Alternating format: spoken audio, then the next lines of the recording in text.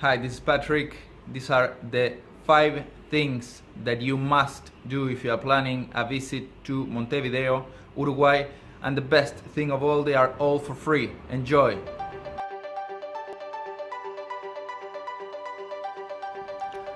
Our first stop is going to be in the Montevideo letter sign, located in the area called Quibón, and is one of the must-dos for anyone visiting the city.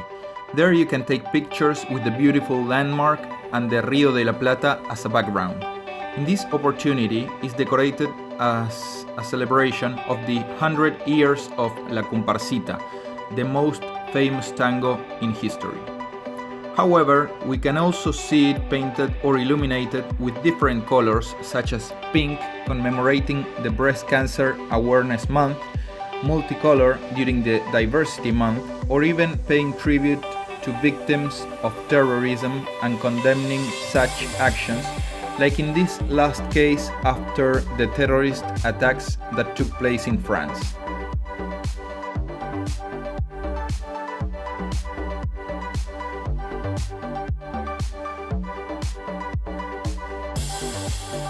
After you finish taking your pictures, we can move on to the next recommendation, a walk down the Rambla of Montevideo. This is by far the most typical and enjoyable walk Montevideans and anyone visiting the city can take, because La Rambla is part of the city's identity and provides its residents with great space for a wide variety of sports and recreational activities such as walking, running, cycling, kite surfing, sunbathing, or just getting together with friends and have some mate, the most typical Uruguayan drink. If you have time, you can do the walk of approximately 9 kilometers to Plaza Intendencia and appreciate on the way the beauty of the area of Truville, the lighthouse of Punta Carretas, the golf club, the Rodó Park, the summer theater, among other attractions that the city has to offer.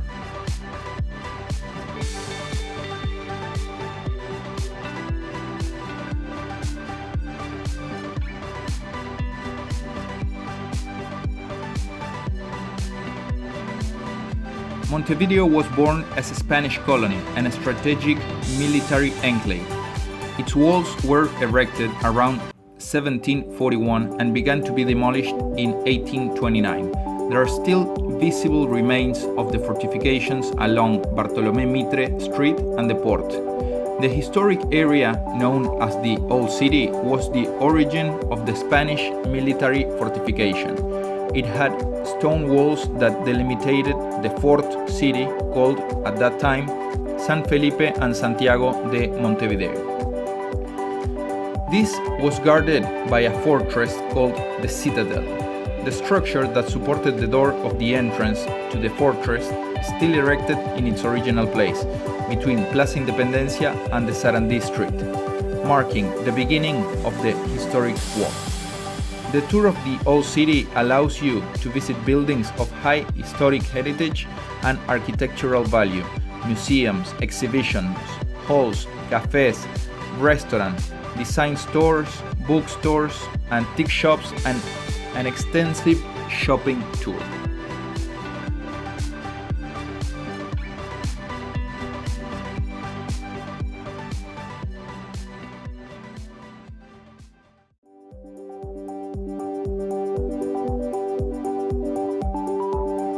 The Panoramic Viewpoint, located almost 80 meters high in the Intendencia de Montevideo Building, reveals one of the most complete and emblematic views of the capital, where you can enjoy a space from the perspective that only the 22nd floor can offer from the city.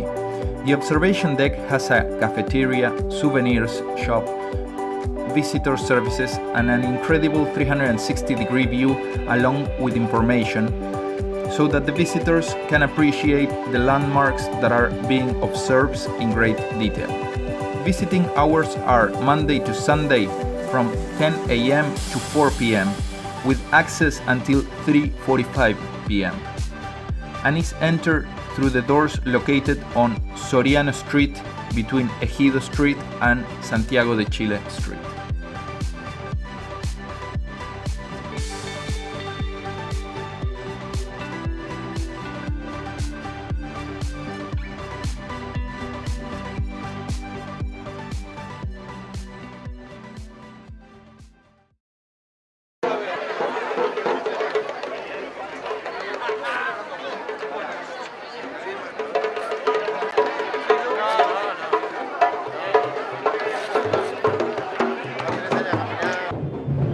contagious rhythm like few others, the Candombe grew out of the ethnic mixture of rhythms that Africans brought to this land when brought as slaves. Illustrated in the calls of drums resounds on Saturday, Sunday and festive days in different neighborhoods of Montevideo such as Sur, Palermo, Cordón, Buceo, Malvin, among others. Particularly, the neighborhoods Sur and Palermo are known as the birthplace of the Afro-Uruguayan culture and this rhythm. When the city began to expand outside the walls of the citadel, the Afro collectivity began to settle in these areas. They lived in collective houses which were known as conventillos. Since the end of the 19th century, the calls began to be celebrated in this area, crossing the Isla de Flores street, particularly through the old houses and their narrow paths. The name chamadas or calls comes from the fact that the drummers came out to play, and in that way they called other drummers of the same ethnic origin to join the procession. Is this phenomenon, the call of the drums, the folkloric art by excellence of the musical culture of Montevideo? Currently, in these neighborhoods on Saturday, Sunday and festive days, the Candombe is run by a big group of drummers through Isla de Flores street, many times rehearsing for the great evening of the Afro-Uruguayan culture within the framework of the carnival celebration. Others, they just do it simply to honor that rich tradition.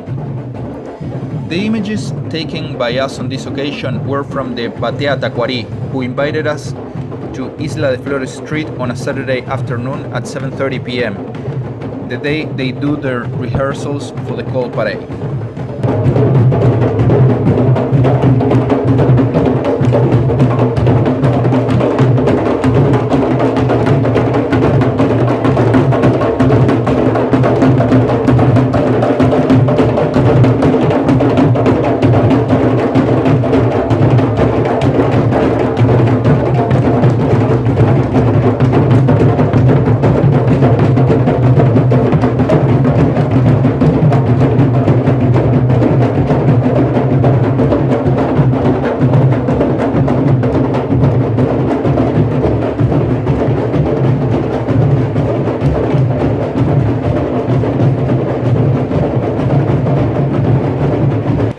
Hey, thank you very much for watching.